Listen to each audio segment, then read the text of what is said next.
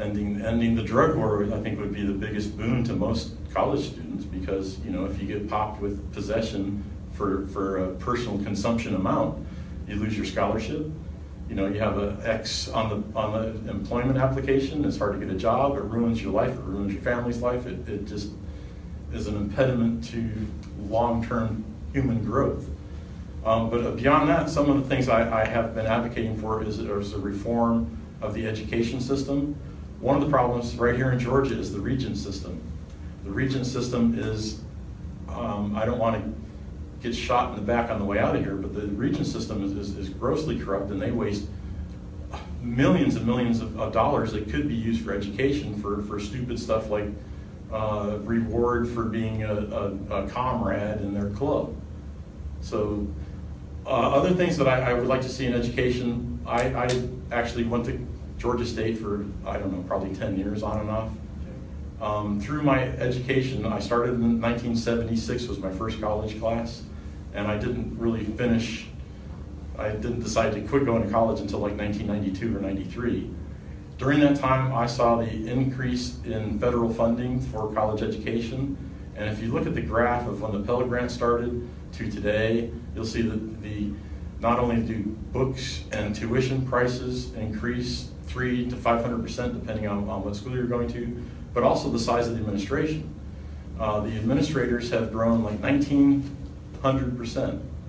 Why do we need so many secretaries and so many people pushing paper that have absolutely nothing to do with the quality of education? I think we need a complete overhaul of how colleges administer their programs, how they go about their daily business, because I think it's overloaded and top heavy, and that increases the expense, because when you add more personnel, you're adding more salary right today, but you're also adding on to the debt burden in the future for pension benefits and pension guarantees, and that's something that nobody really looks to, the long-term effect of adding more and more staff to basically a public institution. Gotcha. So you're saying they're not looking ahead, basically? They're not looking ahead. They're looking at for today. Gotcha. A lot of programs seem to be jobs programs, right? Mm-hmm. Government does not create money. Actually, government creates money the same way ticks create blood, right? They suck it out of somebody else. So we've reached a point in America where over 50% of the population relies on a government check to make ends meet. The problem with that, the other 50%, of that other 50%, less than half are of working age.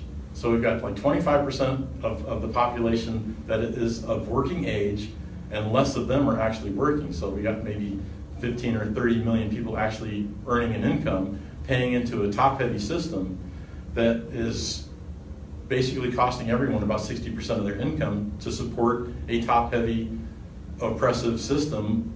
If we got rid of a lot of the government jobs, they'd have to go to private sector, and in the private sector, they're actually being productive and making money, not out of the government, not out of taxpayer dollars, not out of a transfer of wealth from people who are employed to people who are not, or people who are employed by government. Government employees, to me, is the biggest welfare program there is.